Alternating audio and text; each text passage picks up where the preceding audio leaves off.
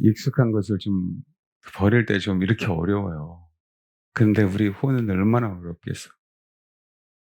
그렇죠. 예. 근데 이 혼을 좀 버려야 진짜 신앙생활을 하는 거거든요. 이 부분이 너무 어렵다 보니까 진짜 안 가려고 하고, 그다음에 처음 가는 길이기 때문에 '이게 맞나?' 이게 제일 커요. 그러니까 신앙은 아브라함이 처음 가는 거잖아요. 근데 그거를 하나님의 음성인 줄 어떻게 알까요? 그러니까 믿음이에요. 그 믿음은 모험입니다. 그 모험이 없으면 믿음을 쟁취할 수가 없어요. 우리가 예를 들면 "야, 예수를 믿으면 구원이야?" 그러면 그때부터는 우리 인생이 다른 사람하고 다르게 살아야 되잖아요. 그럼 그게 뭐예요? 인생의 모험하고 똑같이. 만약에 아니면 그동안 그 시간 낭비, 돈 낭비, 억울하잖아요. 네. 그래서 여러분, 진짜 믿음의 출발은 모험이기 때문에 아무나 갈 수 없어요. 앞으로 더 그럴 겁니다. 그러니까 보여줘서 가는 분들이 아니에요. 실제로 그래서 더욱더 어려워요. 그래서 항상 말씀을 드리잖아요. 우리가 어떤 자세를 갖고 있느냐. 이 자세에 따라 바른 믿음을 소유할 수 있고 그렇지 않고 그래요. 혼을 믿지 마십시오. 그만큼 혼의 다름은 혼으로 절대 다를 수가 없어요. 혼의 다름은 생명으로 다릅니다. 우리가 아무리 선하게 포장돼도, 우리가 아무리 찬양을 해도 혼으로 찬양하게 되면 결코 우리 혼이 변화가 될 수가 없습니다. 그리고 혼의 세계는, 가장 문제는 우리가 소위 생각하고 있는 것, 제가 항상 말씀드렸죠. 내가 생각하고 있는 것은 나를 힘들게 하지 않는다.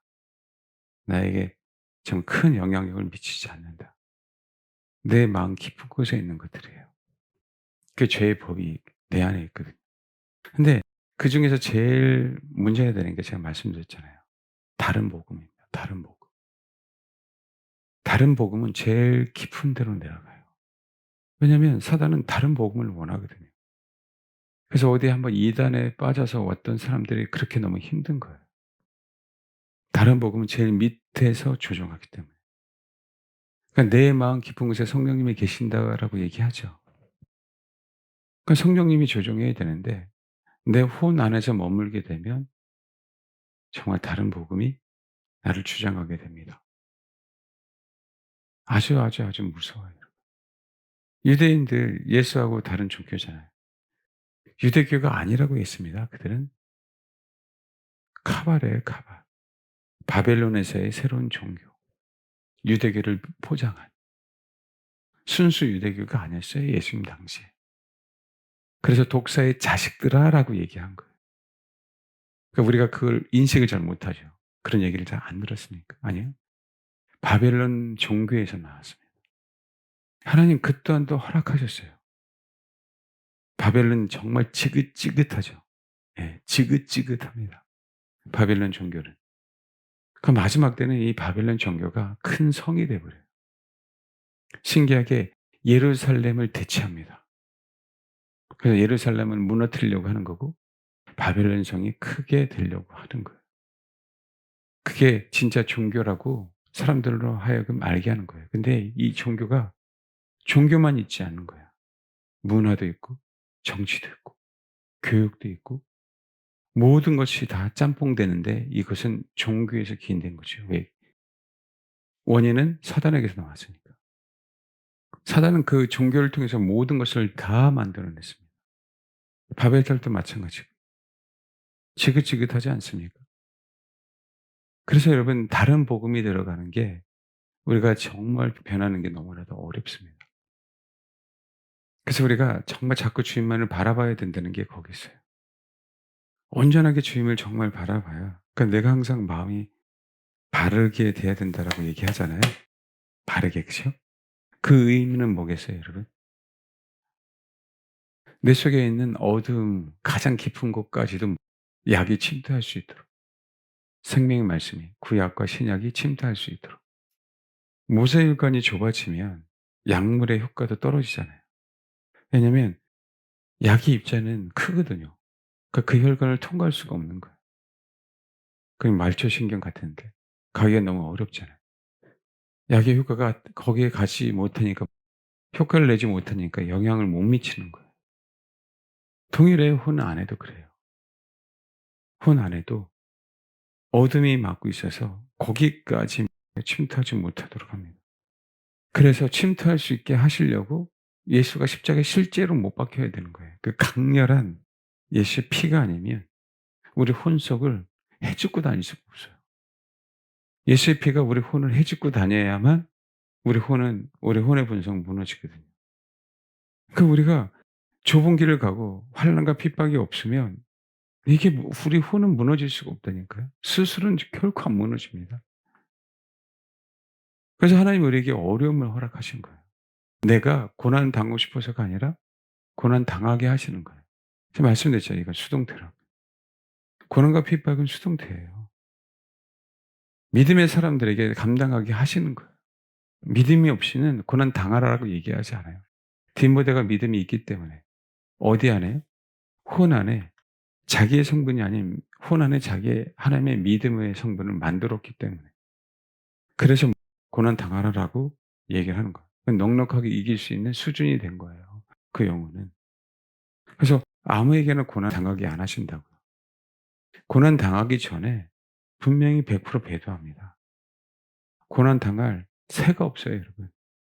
내가 먼저 선택해서 고난 안 당하려고 내 혼은요, 지속적으로 머리 굴릴 거예요.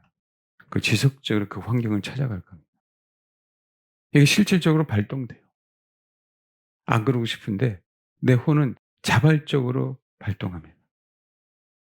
그래서 십자가에 못 박혀야 되는 거예요, 우리 혼이. 왜냐면 자발적이니까. 이건 자발적인 건 혼이에요. 혼은 자발적이잖아요. 자기 스스로 하는 거잖아요. 성령의 힘이 아닌, 하나님의 힘이 아닌, 내가 원하는 대로 하는 거잖아요. 근데 우리가 정말 이 혼의 죽음에 대해서 너무 어려워요, 너무 힘들어요. 맞아, 그게 사실이지만 사실은 우리 입술 안에서 그런 고백이 나오지 않도록 해야 돼요. 그건 사실이지만. 그래야 믿음의 말씀이 우리 안에 자꾸 침투하거든요. 단계적으로 자꾸 우린 지하를 파야 된다니까요. 땅굴을 파는 게 아니라 내 속에 있는 다른 복음이 가장 밑바닥에 있잖아요. 원죄는 다른 복음이잖아요. 원죄는. 어떤 다른 복음이에요?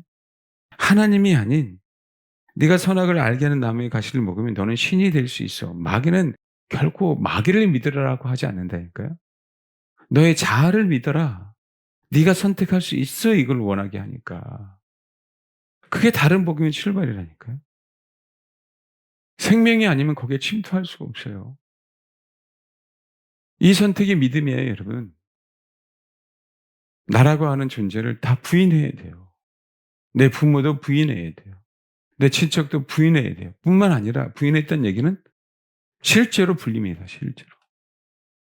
실제로 분리라고, 분리. 내 안에 믿음이 있기 때문에 분리시키는 거예요. 우리는 알잖아요. 이게 끝이 아니라는 거.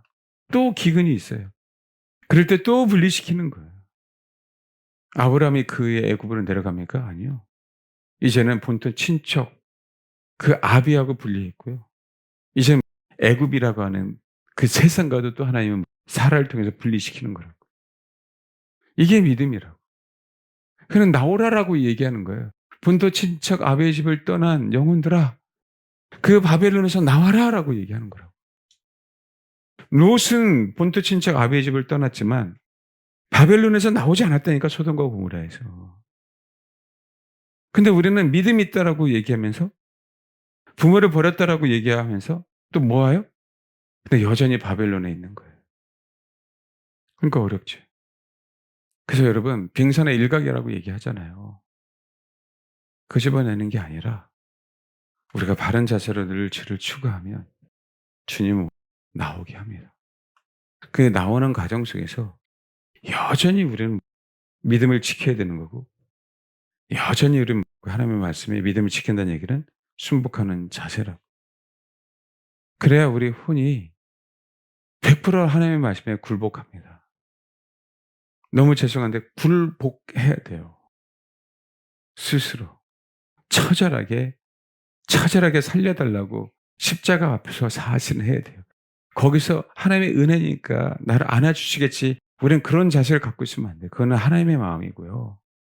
우리는 무조건 무릎 꿇고 비나이다, 비나이다 해야 돼요. 하나님 앞에. 제발 선처를 부탁한다. 내 혼을 내가 감당하지 못하겠습니다. 내 정신 세계를 어떻게 감당하지 못하겠습니다. 이런 감정을 내가 감당하지 못하겠어요. 내가 하나님의 말씀을 순복할 이 의지조차가 없습니다, 하나님. 굴복입니다. 제발. 그런 거 있죠. 전쟁 때 저 전쟁에 나가서 싸웠어요. 근데 싸우는데 한쪽은 이기고 한쪽은 질 거 아닙니까? 우리는 당당하게 나는 자결할 거야. 그게 지옥이라고. 자기 선택, 자기 자아. 우리는 하나님 앞에 하나님과 우리하고 싸우고 있는 거죠. 자아하고 생명하고. 싸우는데 결국 누가 이길까요? 생명이 이기죠. 생명이 이기면 우리는 어떻게 해야 될까요? 그렇죠. 나라고 하는 자아를 제발 하나님 살려주세요. 당신에게 100% 속하겠습니다. 그건 세상 사람들은 굴복이라고 얘기할 수 있지만 우리는 그래야 그게 신앙인 거예요. 너무 강해요. 너무. 십자가 앞에서도. 자기 자아가. 그러니 어떻게 좁은 길을 갑니까? 좁은 길을 많은 사람들이 의지로 가려고 그래요. 결코 의지로 갈 수 있는 길이 아니에요. 좁은 길은. 내가 선택할 때 하나님이 우리에게 갈 수 있는 길을 허락하시는 겁니다. 내가 선택할 때 그때 보여요. 아브람과 롯이 갈라섰잖아요. 아브람이 선택한 거예요, 먼저. 롯아 네가 선택해. 그 얘기는 아브람이 먼저 선택한 거야. 네가 자하면 난 우하고 네가 우하면 나는 좌할 거야. 롯이 선택한 것처럼 보이지만 아브람은 뭘 선택한? 롯하고 분명히 분리해야 되겠다라고 선택한 거예요. 그러고 난 다음에 아브람이 어디 거한다고요? 헤브론. 거기 아브람의 무덤이 있어요. 사라의 무덤이 있어요. 이삭의 무덤이 있어요. 야곱의 무덤이 있어요, 여러분. 여러분 이삭이 헤브론에 살았어? 아니요. 브엘세바 그리고 그랄 기근 때에는. 근데 무덤은 어디다고요? 헤브론. 영원한 언약, 연합, 영원한 친교, 영원한 교제 이 얘기예요. 헤브론에 묻혔다는 얘기는 주님과 영원한 연합 속에 있겠다는 거예요. 뭘 선택한 다음에? 롯을 선택한 다음에 롯의 의견을 네 선택해라고 얘기한 건 아브라함이 먼저 모았다는 얘기예요? 선택했다는 얘기니까. 나는 갈라서겠다. 그러고 난 다음에 영원한 연합이라고. 그러고 났더니 하나님이 야 좌우를 봐 동서남북을 바라봐. 어디서? 베델에서. 베델과 아이는 가장 제일 높은 지역이거든요. 그때 비로소 가나안 땅이 들어왔습니다. 왜? 베델과 아이는 제일 높은 곳이에요, 이스라엘에서. 비로소 약속의 땅이 확 들어온 거예요. 누구에게? 아브라함에게. 비로소 그때 믿음의 사람이 된 거라고. 예, 연합했으니까. 그렇지 않고는 연합할 수가 없어요. 내가 하나님의 길을 가겠습니다라고 얘기할 때 보여주는 거예요. 하나님. 비로소 약속의 땅이 눈에 들어옵니다. 그 얘기는 뭔지 알아요? 우리 인생 가운데 비로소 하나님께서 나에게 허락하신 나의 부르심이 들어오는 거예요. 나의 부르심이. 그동안 가나안 땅에 왔는데 기근이 없고 맨날 전쟁만 있고 롯을 구원해 줘야 되고 그 혼란스러운 일이 있다가 비로소 약속의 땅이 확 보이는 아브라함에게 그 시선이 보이잖아요. 동서남북이다. 그 약속의 땅. 그때 롯을 구출할 수 있었어요. 그때 전쟁에서 승리할 수 있었어요, 여러분. 우리는 그 전에 영혼을 구원하려고 하고 그 전에 전쟁에서 승리하려고 하고 아니 안 된다니까요. 안 된다니까. 우리 믿음의 수준 때문에. 은사로 되는 게 아니에요, 그때는. 비로소 내가 분리해야지. 내가 본토 친척 아비 집을 분리하는 것뿐만 아니라 애굽하고 분리되는 것뿐만 아니라 비로소 나에게 있어서 본토 친척 아비 집에서까지 왜? 롯도 그는 성공했으니까. 롯이 있었으니까 그게 가능했을 수도 있어요. 그렇죠? 그런데 그 롯조차도 분리한 거죠. 하나님 그걸 요구하시는 거예요, 우리에게. 내려놓음이라고 얘기하는 부분들은 사람마다 다르지만 내려놔 줘야 된다니까요. 저와 여러분, 사실은 이거는 요셉 같은 건 비전도 내려놔야 되잖아요. 정말 주님을 사모하는 그 선한 마음조차도 내려놔야 되잖아요. 혼이라고 된 것들은 다 내려놔 줘야 돼요. 그래 생명이 뭔지를 알아요. 그래서 생명이 뭔지를 알아야 친교가 이루어집니다. 여러분, 십자가를 모르는데 친교가 이루어질까요? 아니, 그 거짓말이죠. 생명은 예수님의 피 아니에요. 예수님의 살과 피 아닙니까? 십자가만 바라보면 뭘까요? 실제로 분리를 내가 경험해야지. 하나님 아버지와의 분리, 삼위일체 되신 그분이 이 땅에 오신 자체가 분리해, 이 땅에 오신 자체가. 근데 이제는요, 육신에 오셔서 사망이 되어버리면 완전한 분리가 되는 거예요. 내가 사망했기 때문에. 근데 그게 끝인 줄 알았는데 주님은, 하나님은 예수 그리스도를 살려주셨잖아요. 동일하다니까, 동일하다니까. 비로소 약속의 땅이 어떤 땅인지를 알아요. 이 땅이 왜 언약의 땅인지를 안다고. 그 마지막에 분리가 놓으시니까. 여러분, 그래야 우리가 혼을 죽일 수 있어요, 여러분. 말씀드리잖아요. 그러고 난 다음에 롯을 구출할 수 있어요. 전쟁에 승리해 못해요. 승리해요. 그럴 때 온전한 우리의 신앙을 하나님이 받으셨어요. 멜기세덱. 떡과 포도주를 가지고 나왔잖아요. 멜기세덱은 상징적이죠. 그 얘기 뭔지 아세요? 떡과 포도주 때문에 네가 승리했어, 그 얘기예요. 그 얘기는 아브라함 안에 생명이 있음을 멜기세덱이 보여준 거예요. 이 떡과 포도주 때문에. 그러고 난 다음에 아브라함이 온전한 11조를 드리죠. 그때 전 존재를 뭐 했다는 거예요? 드리겠다고 얘기한 거예요. 비로소 아브라함이. 그게 안 되는데 어떻게 영혼을 구출해냅니까? 그게 안 되는데 어떻게 마지막 때 전쟁에서 승리하겠어요? 못합니다, 여러분. 약속을 주시고 난 다음에 하나님은 지속적으로 아브라함을 다루세요. 그거는. 그게 우리가 알잖아요, 애굽에서요. 그럼 비참함이에요, 비참함. 아브라함에게는 가장 비참한 거 아니에요? 남자에게 있어서 능력이 없는 게 가장 비참한 거예요, 여러분. 그래서 경제가 어려울 때, 뭔가 내게 힘이 없을 때 우리가 더욱더 주를 의지해야 되는 이유는요. 하나님은 원래 남자를 비참하게 만들지 않았다니까요. 그럴 때 정말 우리가 하나님을 의지해야 되는 이유가 거기 있다고. 근데 여전하게 우리는 루저로 살고 싶은 거죠.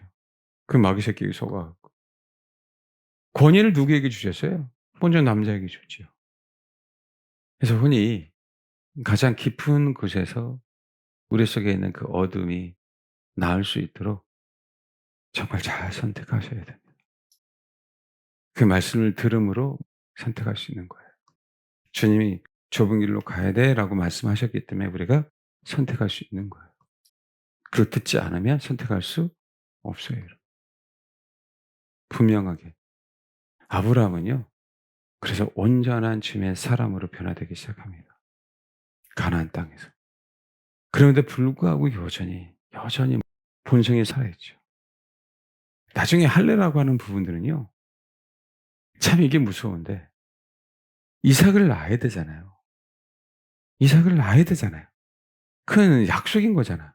왜? 네 자손을 하나님 생육하고 번성하고 바다의 모래 별의 수처럼 그렇게 많다라고 했는데 근데 하나님이 약속을 안 주시잖아. 그러니까 어떻게 해요? 안 주니까? 탈수학을 통해서 아이를 낳아 버리잖아요. 그냥 한번 생각해 보십시오. 이것조차 하나님이 허용하시면서 가장 근본에 대한 얘기를 하시는, 가장 근본에 대한 얘기, 할례에 대한 얘기하고 싶으신 거예요. 할례는요. 우리가 누구인가에 대한 부분들이에요. 누구인가. 남자의 할례, 여자의 할례는요. 가장 근본이에요, 근본. 우리가 어떻게 태어났는가에 대한 부분. 근데 봐요. 할례를 하기 전에는 그 근본을 잊어버리고 그 근본이 누구라고 생각하는 거예요? 자기, 아담과 하와. 아담과 하와. 할례를 한 이후에는 그 근본이 내가 아닌 하나님임을 분명하게 알게 하시려고 하는 거예요. 이삭이 나오는 것도. 약속의 자녀도 마찬가지예요. 그 얘기는 할례를 통해서 가장 깊은 곳을 하나님께서 예 다루시는 거죠. 가장 근원에 대한. 아가서에 보면요. 내 어머니의 뱃속에 대한 얘기를 한다고 했었잖아요. 그 근원을 얘기하러. 그 근원을 다루어 주셔야만 비로소 우리는 내 마음대로 생각하지 못해요. 그래서 여러분 십자가만큼 내가 피조물임을 인식하는 게 얼마나 중요한지에 대해서 제가 항상 말씀드렸잖아요. 네, 피조물 그러면 우리 잘 안 다가와요. 근데 실질적으로 십자가를 알면 진짜 피조물임을 알기 때문에 내 자아를 죽여버립니다. 내가 스스로 경거망동하지 않아요. 스스로 선택하지도 않아요, 여러분. 이걸 잘 못 깨닫더라고요, 이거를. 그 근원에 대한 부분들. 우린 신부만 생각하잖아요. 피조물임을 알지 못하면 신부는 결코 될 수가 없어요. 그래서 무섭습니다. 우리 자아는, 우리 자아는 한 단계 하나님께 취해 주셨어요. 그러면 그 한 단계 가지 못하도록 또 뭐예요? 막을 칩니다. 그래서 우리는 뭐 해야 되는 거예요? 늘 바른 자세를 가지고 있어야 되는 거예요. 늘 바른 자세. 늘 오픈해 놔야 돼요. 우리는 그렇잖아요. 우리 자아는 보통 자아가 강하면 어떻게 되냐면 그 단계마다 문이 있어요, 여러분. 근데 그 문이 지그재그예요, 지그재그. 자아는 자꾸 수시로 문의 위치를 바꿔버린다고요. 그래서 어떻게 돼요? 하나 열면 바로 다음에 문이 열릴 수 있도록 해야 되는데 내가 어느 한 부분에 치유받잖아요? 이것을 알아서 어떻게 치유 원리가 일어나는지 알고요. 내가 문이 일직선으로 있어야 되는데 일직선 없는 부분들을 스스로 깨달아서 툭 맞춰줍니다. 이게 뭐냐면 이게 하나님 나에게 첫 번째 대문에서 역사하신 것처럼 두 번째 대문에도 역사해 주세요라고 하는 순수한 바른 마음을 갖게 된다고요. 그러면 철컥도 맞추시는 거예요. 그럴 때 어둠은 자연스럽게 나와요. 왜요? 그 문을 통해서만 성령이 역사하고 그 문을 통해서만 마귀 새끼가 역사하니까. 암행어사 출두하고 똑같아요, 복음은.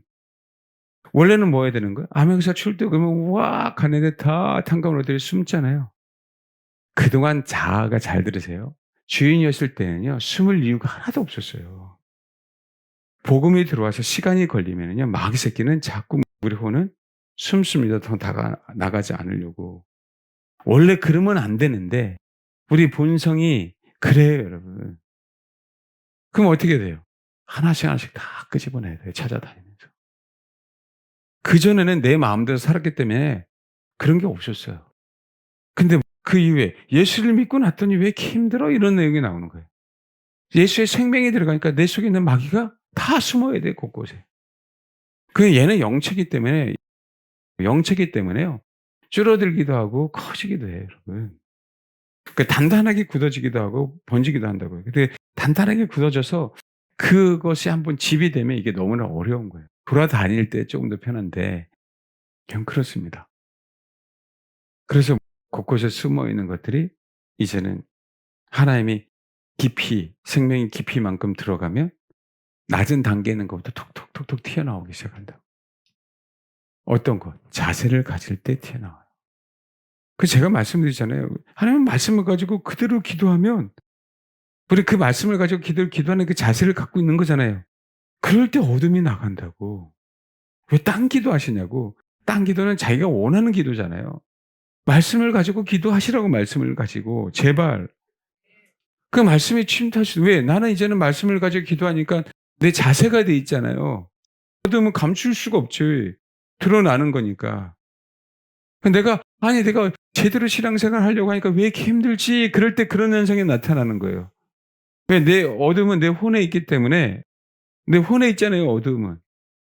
그동안은 어둠하고 나하고 똑같기 때문에 이게 힘든 건지 아닌지 잘 몰라요. 이제는 분리되기 시작하니까 힘들어진다고. 얘는 인제는 베트콩처럼 숨어 다녀. 그게 더 어려운 거예요. 얘가 감정을 안 일으키면 좋겠는데 감정도 일으켜. 지적으로 정말 이상한 생각을 안 하게 해야 되는데 이상한 생각도 하게 해. 숨어 돌아다니면서 내 생각인 줄 알았는데 아니야. 그러니까 어떻게 돼요? 내 안에 이제 생명이 있다 보니까 이 생명으로 충만해서 어둠이 싹 없어지면 너무 좋겠는데 우리가 그 과정 속에 있잖아요. 그러다 보니까 어려운 상황이 벌어져 안 벌어져요? 벌어집니다, 우리 감정이. 우리 지식이. 잘못 가는 건 아니야, 항상. 그 어려운 시기를 지나야 된다고. 그 시기를 못 이기니까 그러는 거죠.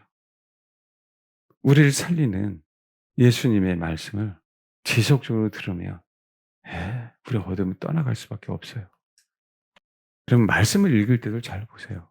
생각으로 읽잖아요, 감정으로. 보통. 그래서 우리가 깊이 안 내려가잖아요. 하나님의 말씀을 우리가 읽을 때 깊이 내려가야 되잖아요. 말씀을 들을 때도 깊이 들어가야 되잖아요. 그러니까 씨름하는 거예요. 기도함으로. 하나님 도와주세요. 이 말씀이 깊이 내려갈 수 있도록. 그건 하나님이 원하시는 거잖아요. 주님이 원하시는 거잖아요. 그러니까 말씀을 가지고 씨름한다는 얘기는 말씀을 가지고 기도한다는 얘기예요. 그래서 내 안에 있는 힘이 생기고 그러고 나서 하나님 도와주세요. 그때 성령의 힘으로 우리가 삶의 방향 순종해 가는 거죠. 그래서 믿음은 들으면서 난다는 게 진리란 얘기예요. 복음은 복된 소리예요. 들어야만 됩니다. 말씀드렸잖아요. 마귀는 따라장이라고.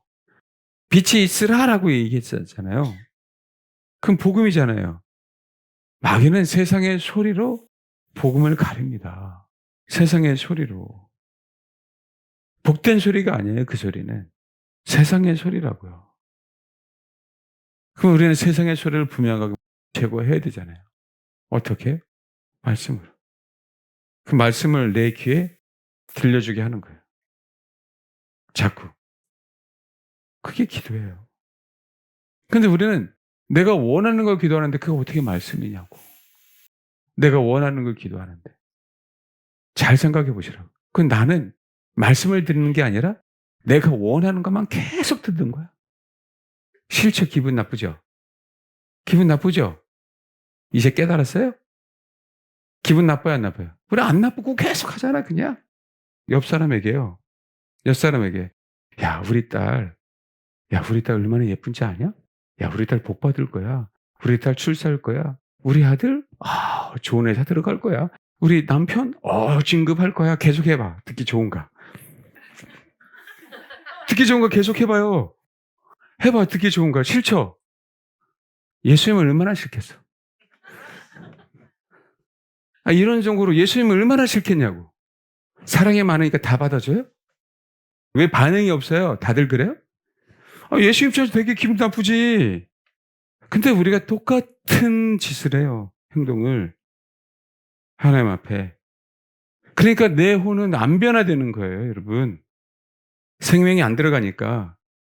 그럼 우리가 어떻게 해야 되는 거예요? 말씀이요. 그래서 말씀을 듣고 기도하는 거예요. 내가 말씀이 생각 안 나면 하나님 내가 바른 마음으로 내가 모든 것을 하나님의 모든 것을 다 수용하고 아멘 하겠사오니 내가 이 자세로 하나님 기도합니다. 그래 하나님의 말씀이 침투되죠. 내가 생각하지 않는 곳에 침투함으로 말미암아 그 속에는 또 어둠을 물리치게 하셔요. 여러분 죄송한데 우리 자아의 싸움은 자아만의 싸움이 아니라 우리 속에 있는 어둠과의 싸움이기 때문에 싸우는 과정 속에서는 지긋지긋합니다. 꼭 이렇게까지 해야 돼? 이런 식으로 해야 돼? 언제까지 도대체 해야 돼? 우리 혼은요, 자꾸 우리한테 쓸데없는 메시지를 자꾸 던져줘요. 마귀 새끼가. 근데 실제로 생명이 들어가면 전쟁은 나에게 속한 게 아니기 때문에 이 얘기 잘 들으세요. 전쟁이 3년이 가든 전쟁이 5년이 가든 생명은 상관하지 않는다. 실질적으로 생명은요, 그거에 전혀 관심이 없어요. 생명은 그 혼 안에 생명이 지속적으로 뿌려지는 것 외에는 관심이 없어요. 마귀 새끼만 관심 있는 거야. 그 얘기는 거꾸로. 우리 혼으로 말미암아 생명을 못 받아들이도록 자꾸 차단막을 치는 거예요. 조급해지도록. 언제까지 싸워야 되지? 자, 그 의미는 뭔지 아세요?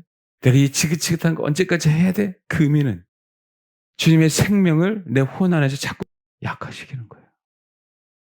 전쟁은 나에게 속한 게 아니기 때문에 3년이 걸리든 5년이 걸리든 10년이 걸리든 하나님 나는 어떻게 하겠다? 나는 어떻게 하겠다? 오픈해 놨으니까 알아서 싸워 주세요. 결국 주님과 내가 연합할 때가 다가올 것입니다. 이게 신앙이에요. 이럴 때 제일 빨리 끝난다고. 우리 후원의 훈련이. 근데 우리가 너무 그동안 들은 게 너무 많아요. 그래서 선택 장애가 걸립니다. 이것도 생명인 것 같고 저것도 생명인 것 같고 예요. 비스무리하니까. 안 그럴 것 같아요, 여러분? 처음에는 멀리 보는 게 안 보여요. 근데 생명이 있고 나면 멀리 안 보였는데 생명이 증가하면 할수록 멀리 보입니다. 그거는요. 믿음이기 때문에 내가 가시적으로 보는 게 아니라 그 현장 속에 있게 됩니다. 요셉이 비전이 있을 때 그게 멀리 본 게 아니에요.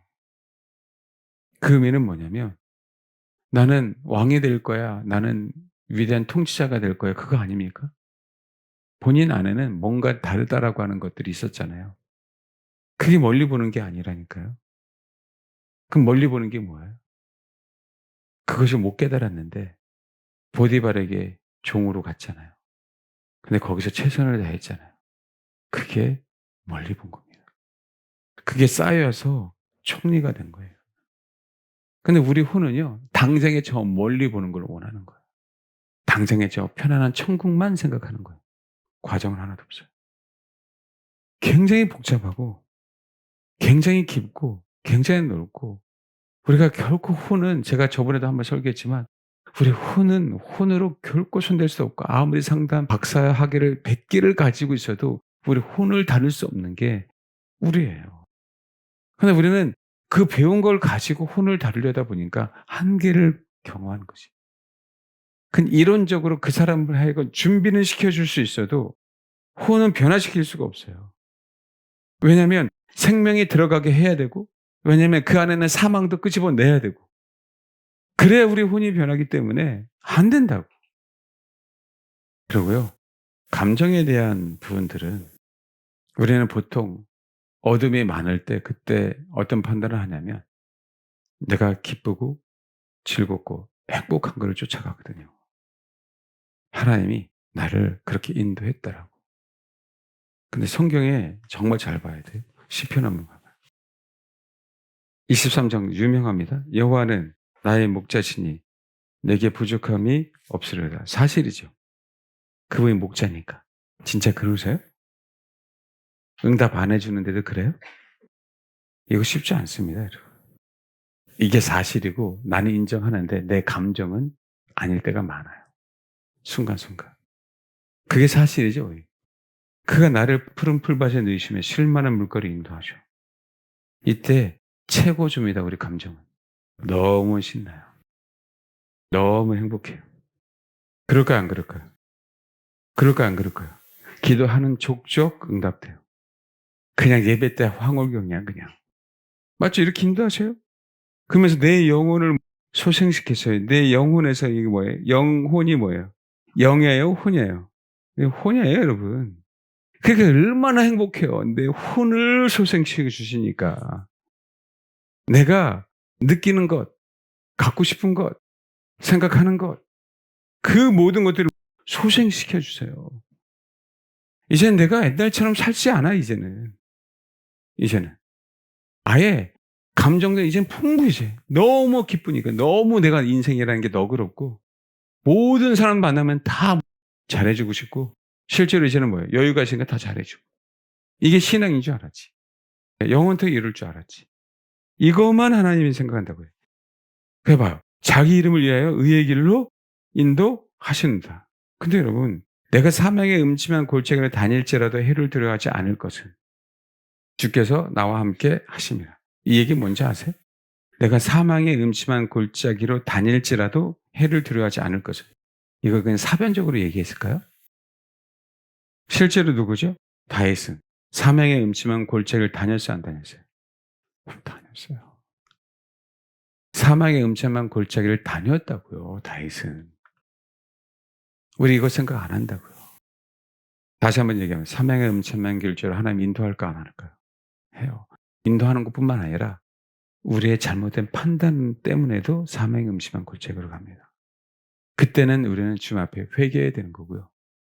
내가 사망의 음침한 골짜 하나님이 인도해 주실 때는 하나님이 나를 다루시는 거기 때문에 신뢰해야 되는 거예요.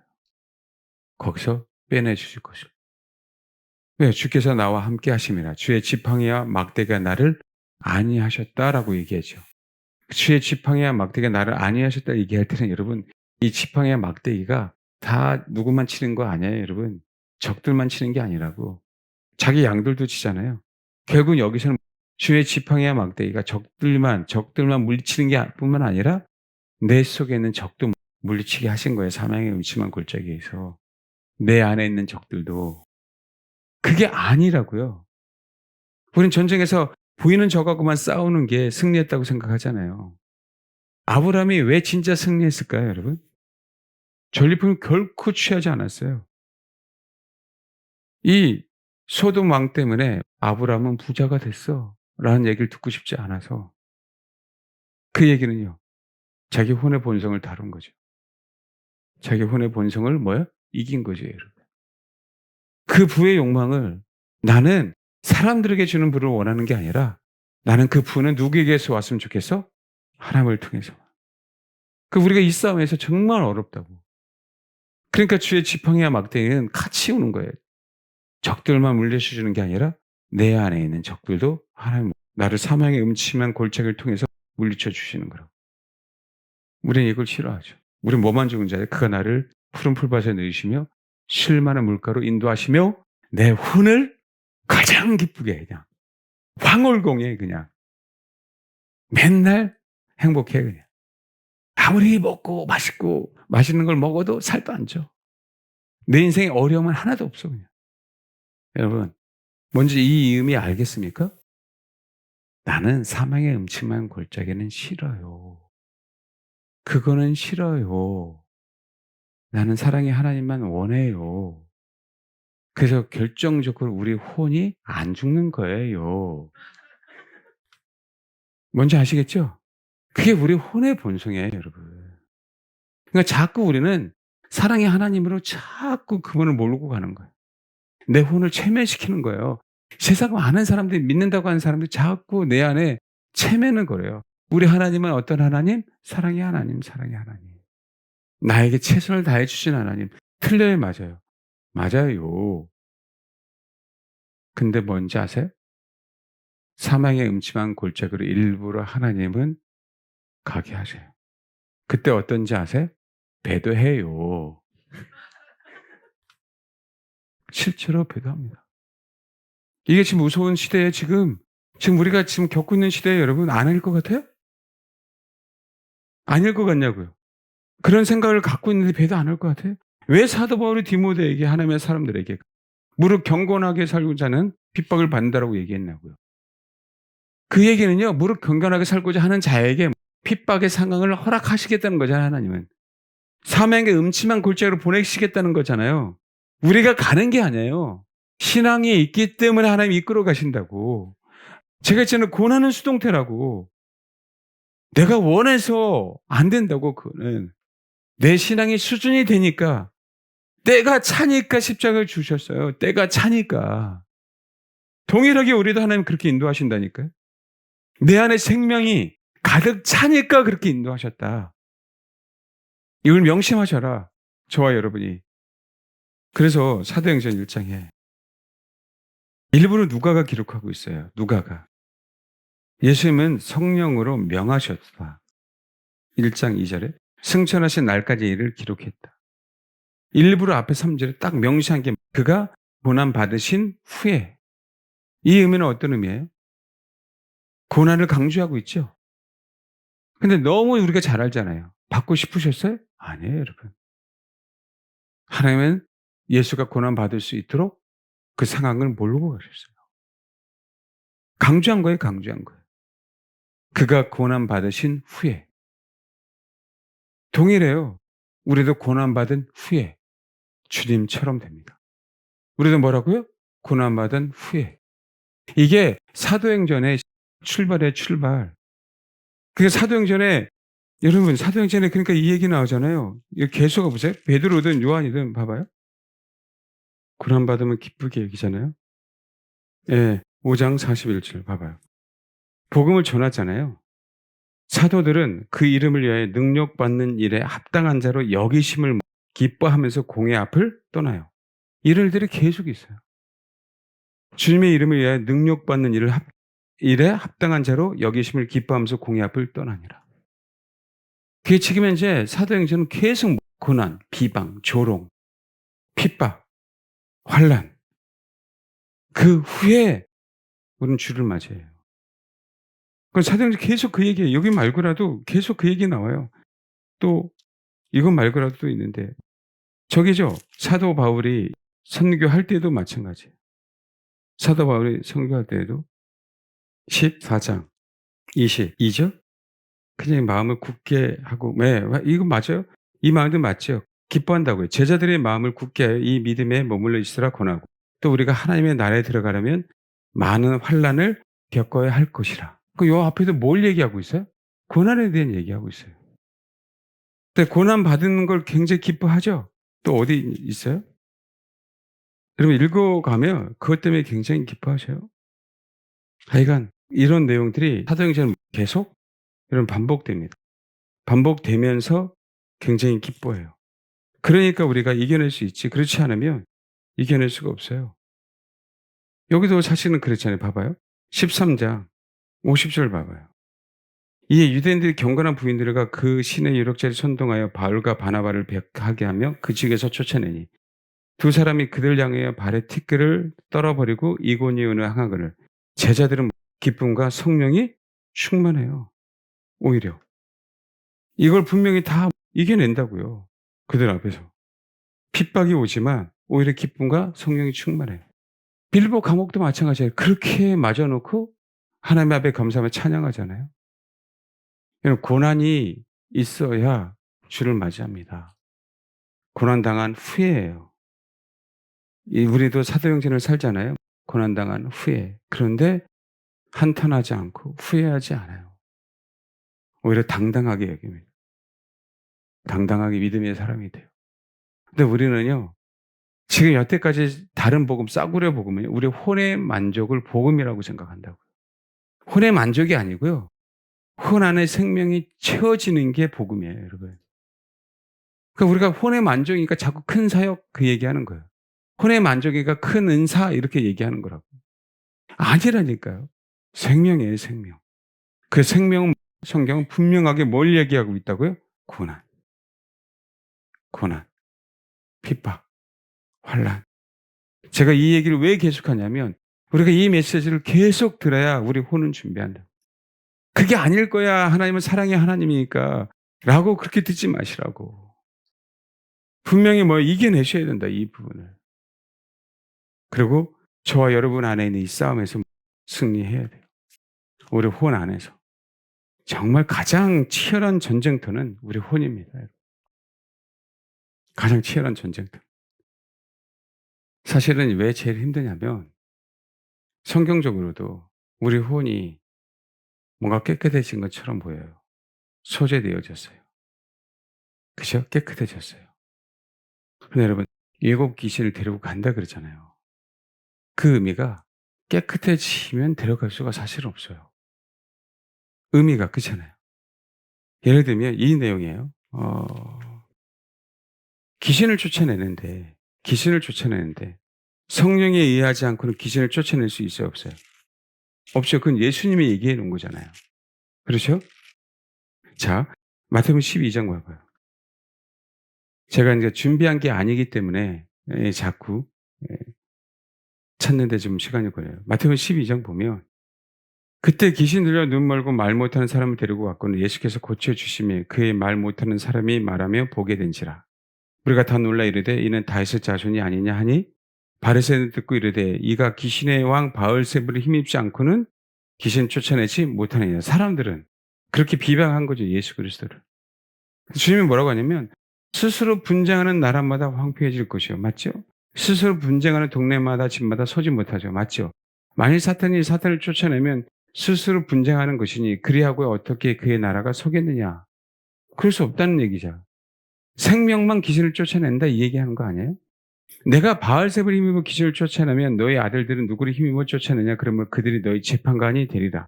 그러나 내가 하나님의 성령을 힘입어 귀신을 쫓아내는 것이면 하나님의 나라가 이미 너에게 임하였다. 봐요. 29절. 사람이 먼저 강한 자를 결박하지 않고서야 어떻게 그 강한 자의 집에 들어가 그 세간을 강탈하겠느냐. 결박한 후에야 그 집을 강탈하라. 이게 핵심이에요. 우리 집이 깨끗하게 소재되어 있어요. 잘 들으셔야 돼요. 깨끗하게 소유되어 있지만 이 집의 소유권이 성령이 아니고 주님이 아니기 때문에 그러니까 어떻게 돼요? 깨끗한 데를 지을 수 있는 건 뭐 한 거예요? 그죠. 사단이 지을 수 있는 거예요. 그래서 우리가 귀신을 쫓아낼 때 양육이 중요하면 이 얘기를 할 때 양육이 중요함을 얘기한다고요. 소재된 게 그것으로 만족한 게 아니라 주인이 누구인가에 대한 거예요. 주인이. 주인이 나인 경우에는 어떻게 돼요? 여전히? 주인이 여전히 나인 경우에는 귀신이 일곱 귀신을 데리고 와서 나를 사로잡을 수 있어요? 없어요? 있어요. 옛날에는 내 안에 어둠이 있기 때문에 잡을 이유가 하나도 없었어요. 근데 생명이 들어와서 내 안에 있는 어둠을 몰아냈잖아요.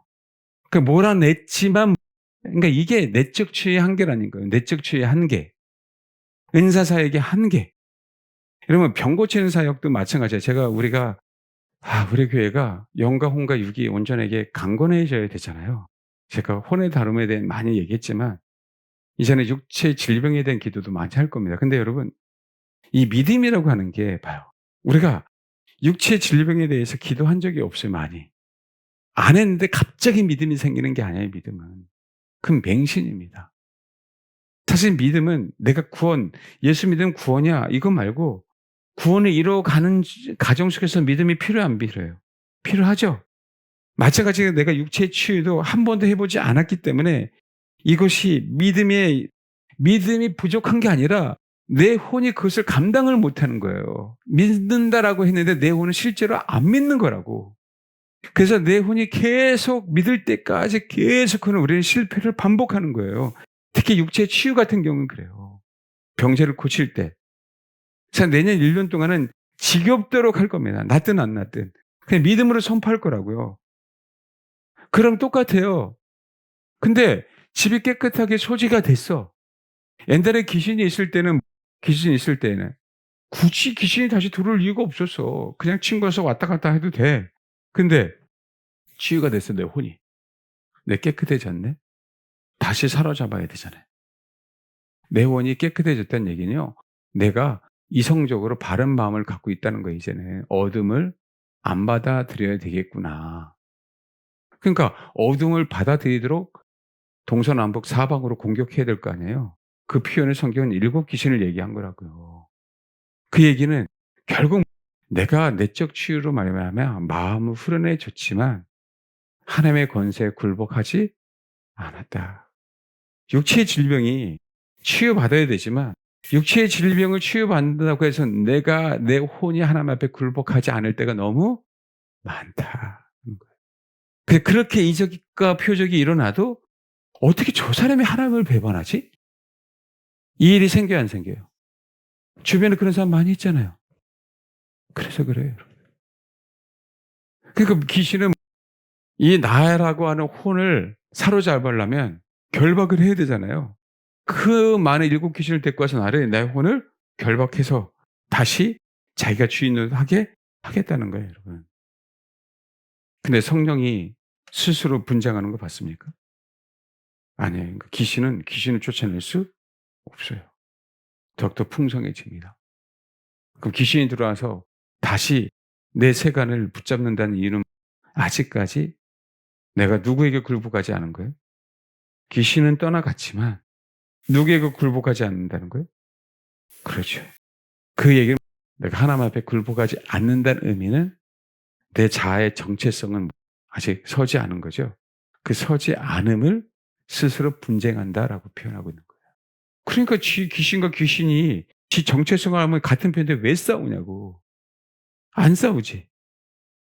그럴 수 없는 거죠. 그래서 귀신은 성령을 힘입지 않고는 쫓아낼 수 없습니다. 자, 그 의미는 성령은 스스로 분쟁하지 않는다. 그 우리 안에 있는 혼이라고 하는 본성 안에 어둠이 있었을 때 그 어둠이 드러나는 상황 속에서는 누가 분쟁하고 있다는 거예요? 마귀들이 스스로 분쟁하고 있기 때문에 귀신은 떠나가는 거예요, 여러분. 그럼 복음만이 그들을 분리시키고 혼란하게 하고 스스로 분쟁하게 하고, 그로 말미암아 스스로 분쟁하니까 그 안에서 스스로 망해버리는 거죠. 망해버리니까 누가 주인이 되는 거예요? 성령님이 주인이 되는 거라고. 우리 혼은 결코 이 귀신의 세계를 분쟁시킬 수가 없어요. 혼에 대한 얘기는 정말 비침도 굉장히 많이 필요하고 제가 알 수 있는 영역이 아니에요. 그냥 내가 생명이 있기 때문에 처음 경험하는 거예요. 근데 여러분, 여러분이라고 혼이라고 얘기할 때에도 제발 믿지 마세요. 제발. 그리고 또 한 가지. 정말 내가 신실하게 주를 추구하면 내 혼의 영역은, 하나님의 치유는 내가 생각하지 않았던 영역들을 치유하시기 때문에 진짜 그 영역 때문에 헷갈려 한다, 헷갈려 한다. 그것만 정말 잘 이겨내라. 전혀 예상치 않은 어둠이 나온다. 그거는 성령께서 내 혼 안에 들어가서 귀신들 하여금 분쟁을 일으키게 하는 거예요. 여러분, 실제적인 축기를 보면 귀신은 막이 계속 이렇게 덮어져 있어요. 근데 결국은 덮어져 있는 가장 근원적인 어둠을 뽑아내야 되는데 그 근원적인 어둠을 뽑아낼 때 이들은 다 감춘다고요. 근데 그런 실제적인 사역을 할 때 그러면 그 근원적인 어둠이 무엇인지를 어떻게 아느냐라고 얘기할 때 그 속에 있는 어둠을 통해서 알아요. 그게 지혜입니다. 그들의 행적에는 흔적이 다 남아 있습니다. 자, 이거를 이론으로 설명하니까 그 얘기예요. 그냥 영적인 세계에서 딱 아는 거예요. 이건 임상을 경험해 봐야 알아요. 그 얘기는, 그래서 내가 생명이 있으면 생명은 자꾸 깊은 곳으로 내려갑니다. 생명. 왜요? 내 원죄를 다루어야 되기 때문에. 이 원죄 때문에 모든 것이 다 발생하기 때문에. 원죄는 구원받았지만 원죄를 영향받고 우리는 살고 있어요. 그래서 우리를 날마다 죽여야 되는 거잖아요. 그래서 생명은 자꾸 깊은 곳으로 내려가게 합니다. 오늘 이 얘기가 여러분들 어떻게 다가올지 모르겠어요. 저도 설명하기가 너무 어려운 부분도 많이 있고, 저도 더 경험해야 될 부분도 많이 있고, 저도 더 많이 치유해야 될 부분들이 많이 있고, 나도 알 수 있는 세계는 아닙니다. 혼의 세계. 다시 한번 얘기하지만 혼의 세계는 우리는 알 수 없어요. 내 안에 계신 성령님만 압니다. 그러면 잘 들으세요. 그래서 하나님이 고난을 통해서 우리 안에 생명이 있는지 어둠이 있는지 테스트하시는 겁니다. 생명이 있다면 고난에 감사하는 거예요. 그래서 생명이 없다면 그 고난에 다 무너지는 겁니다. 결국 내가 혼을 따르고 있는지 생명을 따르고 있는지 하나님은 거기서 나타나요. 여러분, 예수님이 이 땅에 오셔서 성령에 이끌려서 어디로 갔어요? 성령에 이끌려서 어디로 갔어요? 광야로 갔죠. 근데 잘 들어요. 성령에 이끌려서요. 하나님은 마귀로 하여금 시험하게 했어요. 40일간 물도 안 먹고 아무것도 안 먹고 생으로 고생하시면서 마귀의 시험을 이겨내야 했어요. 예수님. 우리는 알죠. 이겨내셨네? 비로소 예수는 하나님의 아들임을 마귀 새끼도 부인할 수 없고 세상에 어느 누구도 부인할 수 없어요. 왜요? 근데 광야 40년에 이스라엘 백성이 거기서 다 패배했잖아요. 예수만 이긴 거예요. 그 테스트를. 본성의 테스트잖아요. 우리 너무나 잘 알아요. 마태복음 4장에 보면 이 얘기만 하고 마치도록 하겠습니다. 4장. 하나님의 아들이거든. 만일 끝내게잖아. 네가 하나님의 아들이야? 만일 돌들이 떡덩이가 되게 해. 우리에게는 이런 시험이 안 옵니다. 우리는 사람의 아들이기 때문에 이런 시험 안 와요. 너무 걱정하지 마세요. 아시겠어요? 진짜 하나님의 아들이니까 이런 시험이 온다고. $1 지폐를 $100도 만들 수 있어 네가 하나님의 사람이라면 그런 거 안 와요. 사기치잖아요. 꼬부쳐 넣어 갖고 가는 것들. 인간은 육신으로 오셨죠. 여기에 함정이 있어요 여러분. 하나님의 아들이거든이라고 함정하면서 "너 배고프지?" 이거예요. 먹고 사는 문제예요. 이 굉장히 고단수의 사실은 시험입니다 여러분. 하나님의 아들이라고 해 놓고 뭘 얘기하고 싶은 거예요? "너 배고프잖아. 너 먹고 싶잖아. 이거 빨리 해결해." 이 얘기예요 여러분. 무서운 얘기 아니에요? 그래서 또 "네가 또 하나님의 아들이야?" 그럼 어떻게 해? 뛰어내려. 근데 이거요 성경에 있는 걸 이용했어요. 마귀는 시편 91편 11절 12절 내용이에요 여러분. 마귀는 이 말씀을 가지고 뛰어내리라고 얘기한 거예요. 그럼 너 살잖아. 왜?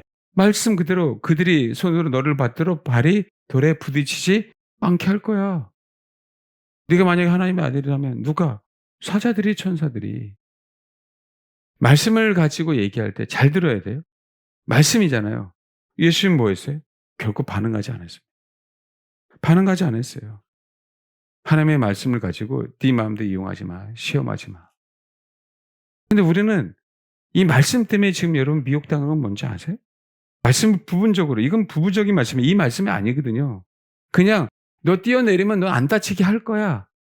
그냥 그 부분적인 말씀을 가지고 마귀의 잡기는 사용한 거예요. 근데 우리는요.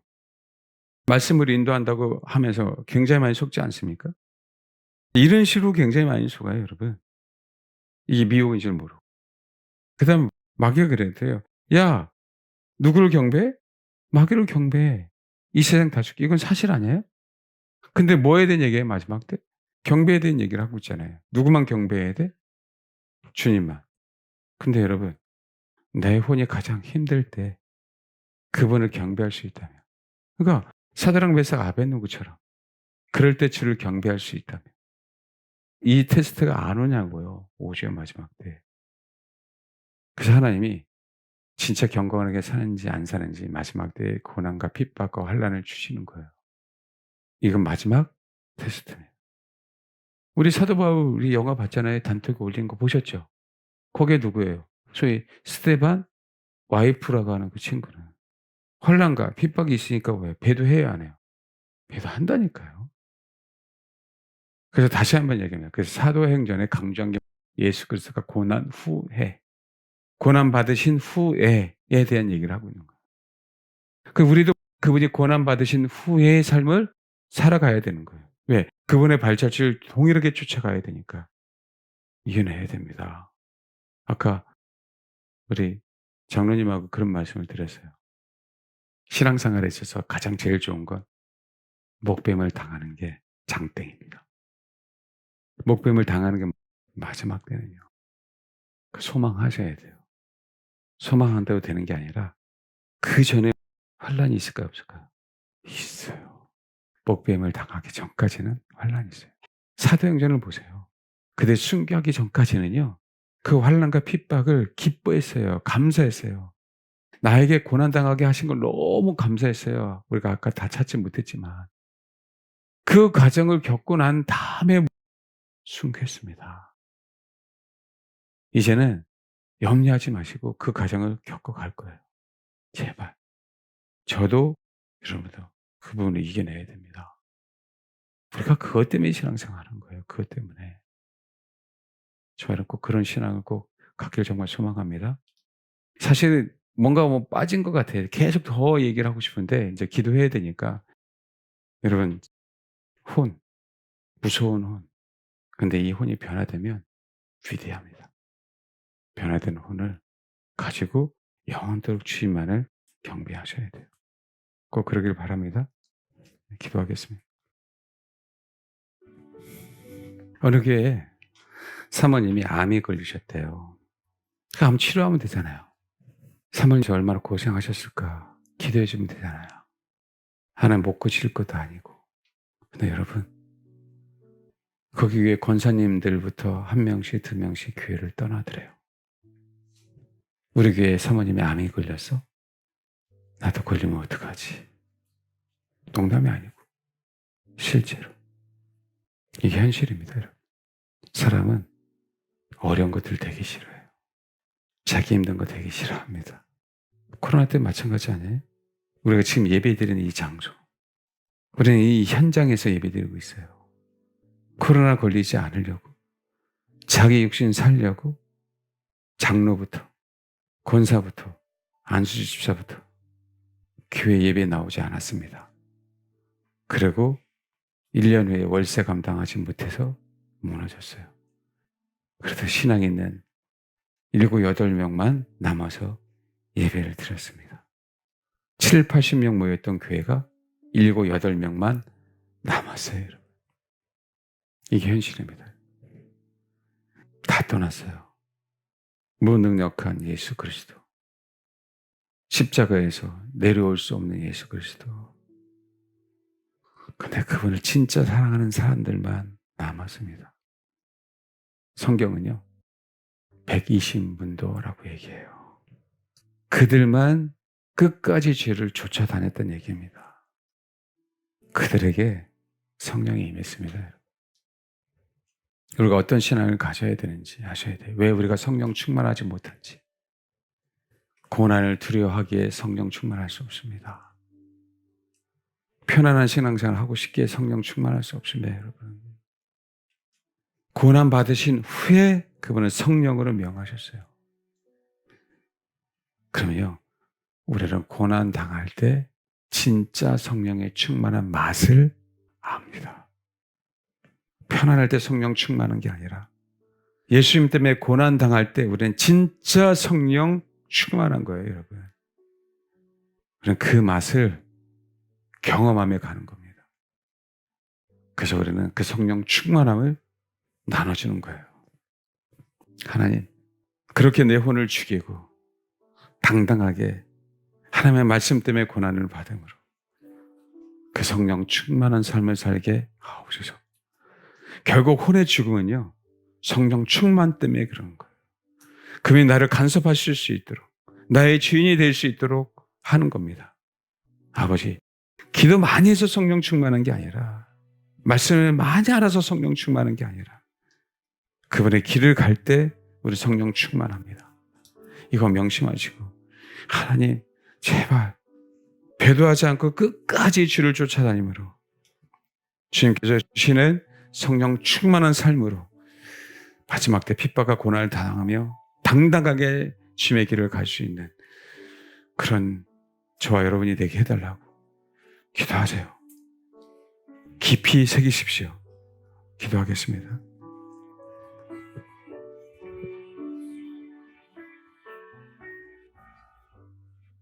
아버지,